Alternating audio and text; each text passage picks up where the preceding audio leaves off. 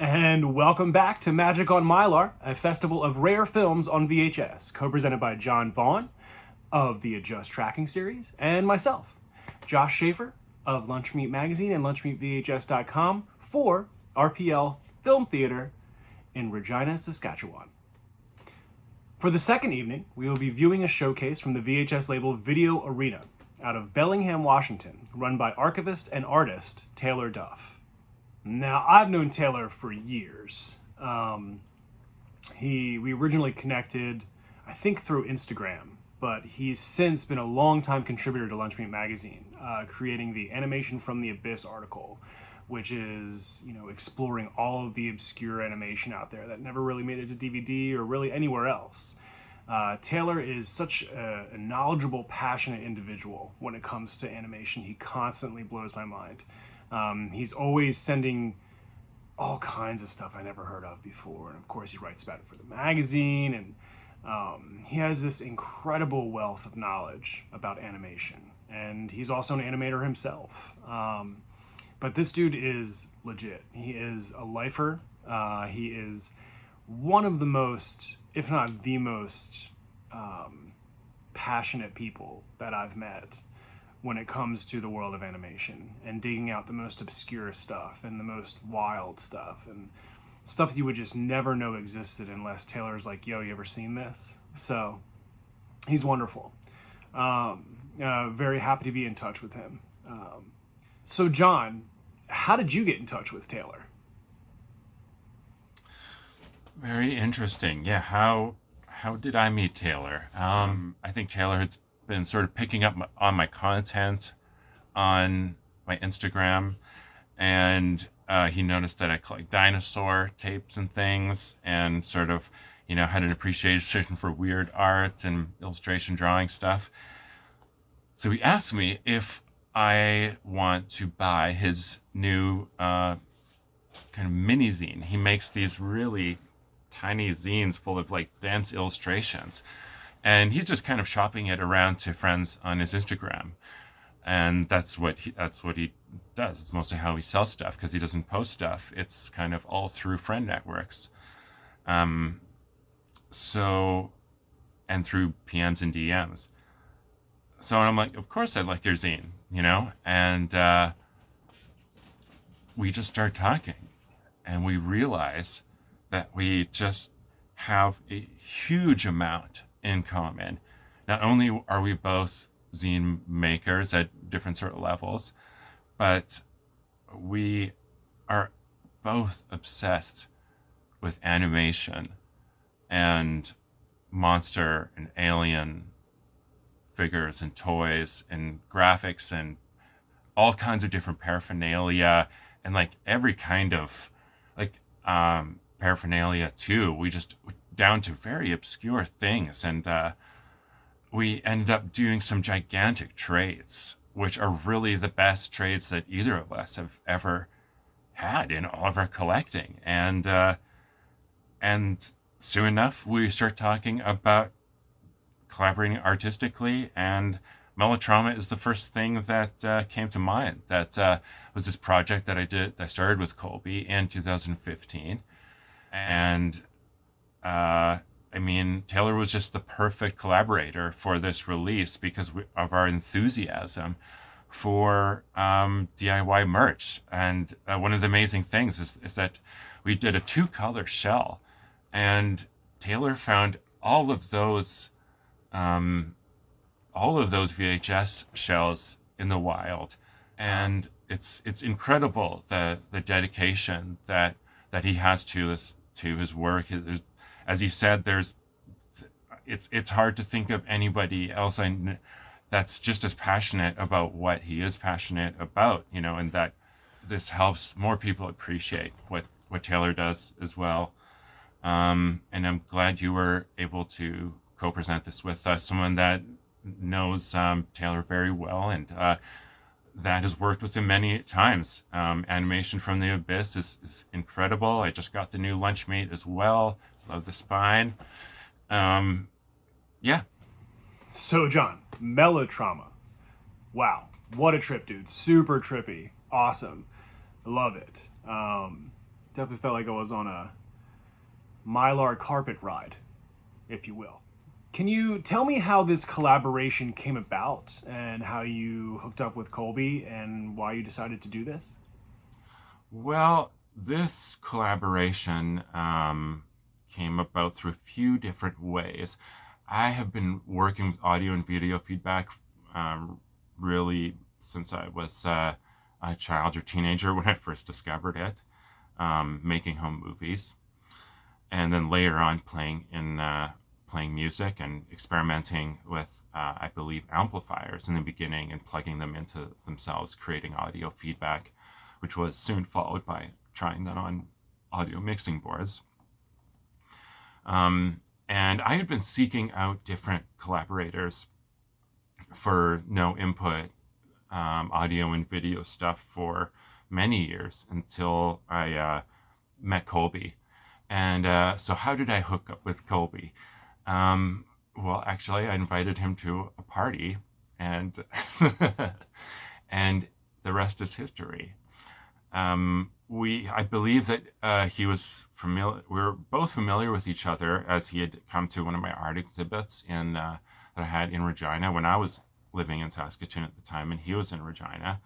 And I briefly met him at that opening, but sort of word started to spread about this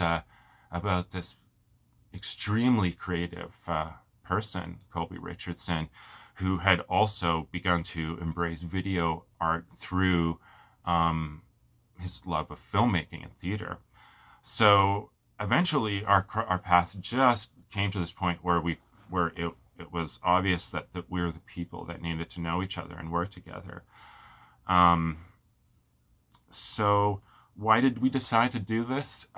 Because of our mutual appreciation for, I think, not only a similar aesthetic of kind of spacey and drony and noisy experimental music, but also our mutual love of all feedback techniques, but also both loving video feedback, and me having a deeper sense of what he was doing with video feedback on his end, and vice versa. So the way we could collaborate was not just in our own pods, but with really like bouncing off of each other and actually being able to discuss what each other is doing and provide feedback in that way that changes what each other are doing for the project and the piece Mellotrauma that we ended up making together. And really that is like such a unique situation to find. Usually in these kind of collaborations, people really are in their own pods and they know how to work this, and this person knows how to work that, or one person is a dancer and the other person's a musician or whatever. But in this way, it was really like collaborating with like another version of yourself, or someone that's so similar that it just enhances what both of you can do in a situation like this. How did you create the score for it? I've talked a lot about the no input audio playing a huge part in this, but after working more and more on this composition, working on the idea of it together, which I had first developed almost a decade prior to this, and kept trying to sort of find the ultimate iteration or manifestation of it. I brought in other things other than electronic feedback, a whole range of instrumentation, a lot of it that I pre-recorded and then either on tape or bounced down to tape, and then was able to manipulate it on tape during the concerts that we did, as well as a plethora of different electronic sounds, incredibly manipulated digital sounds that are often go back and forth between digital and analog. And I'm really just multi-tracking and mixing it with the live electronics in the concert. And it really becomes something that's more than a collaboration about feedback or the nature of that, the chaos and controlling the chaos within that, but more of experimental audiovisual improvisational piece itself that really is more about the idea of this kind of feeling that's or place that's beyond pleasure and pain in a kind of way. And you're doing a VHS release for this. Can you tell us when and where that's going to happen and how we can get it? Or, when's the VHS coming, man? The pre-order for Mellotrauma VHS on Video Arena is out right now. And pre-orders will be going out in approximately just under 2 weeks. But we expect them all to be gone before that. So it's good to pretty much act now. There's a link in my bio. And if you're in Canada and if you're in the US, please hit up Taylor Duff on Video Arena Archives on Instagram, and he'll hook you up with a copy already. But they are going fast already, so probably act. As there will be no reprint on this. Yeah. So Jon, Zombo 2, Nightmare Orgy. Wow. So where'd that come from? What was the inspiration behind it? Well, it comes from my love of monster movies, what I called horror films, growing up in the 80s. And I was fascinated with what we also called the living dead or the undead back then, as zombies wasn't as popular terminology. I have loved those things, those films, those characters, the stories, the culture around it, my entire life. And I think that I related those to those characters growing up, feeling like I was kind of coming from the outside of something that I didn't necessarily understand right away myself, which is another long story. But the Zombo actually came into being was I found myself around my late 20s working as an assistant manager and projectionist at a movie theater.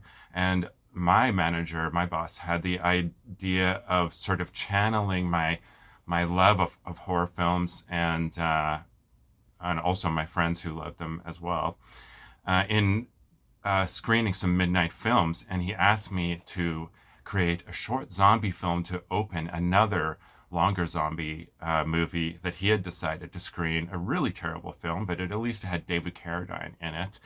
And I was at the beginning not as interested in doing it, but it was an opportunity to get back involved in making shorts again, which I really hadn't since I was a teenager. But there was this sort of legend around, at least among my good friends, that I had made these films at one point and that they were hilarious or whatever. And I decided to try it out again. And I made 3 of them. Tonight we're going to just see this part 2, which I think is kind of, for me, the one that's the most special. Zombo 2 Nightmare Orgy, that is. And the inspiration for it, as I said before, is these monster films, but also it's like taking it to like another level. There are a lot more contemporary references in it. There's kind of a subtle SM vibe to it. There's a lot of references to experimental and noise music culture merging with these sort of monster and cult film aesthetic. What kind of struggles did you have making this film? It looked like it was, just on a video camera. So what kind of, in the basement? Challenges, indeed. Well, everything was pretty much a challenge in doing this. I luckily had the help of friends, which was pretty much essential. The first Zombo film I was the only real actor in it, and I really needed to take it to the next level with part 2. So the house that we filmed in was lent to us from friends of friends, because there was word that there was this really menacing basement in it, and I was looking for kind of a torture dungeon to film Zombo 2 in, the Nightmare Orgy. And really finding somewhere that we could take things to that level was very hard. And I think that it was nerve-wracking for the owners to think of what these 20-somethings were doing in this in their basement, in their house, while they're on a vacation. But it all works out in the end. But one of the challenges for sure is I tried to edit this on VHS in the beginning, which was just kind of a nightmare because it was all like footage that was like the camera was handed between person to person to person depending on who was in the shot or not. I tried to shoot most of it myself, but putting together footage from both camcorder height and VHS on this film was kind of an analog nightmare in just getting any kind of dialogue in there preserved, as there wasn't like proper pausing in between things. It was kind of a whirlwind. The shooting itself was like a party, a house party, and it's hard to get people to focus sometimes to actually shoot the parts of the movie.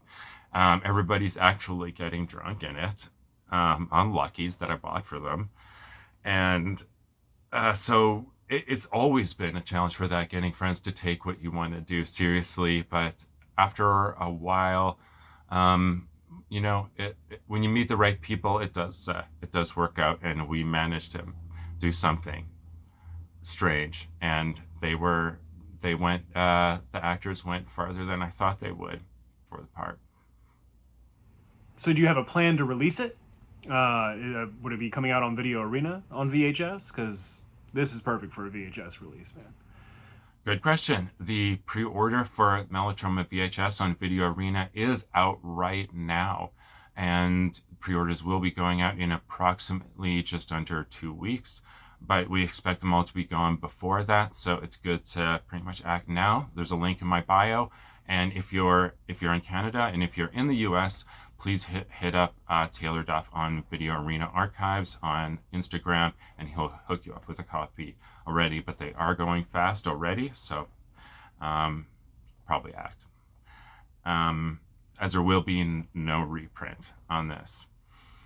Yeah, I think that's about it. Enjoy the Video Arena showcase. Thanks so much for interviewing me, Josh, on this. It's been a real pleasure.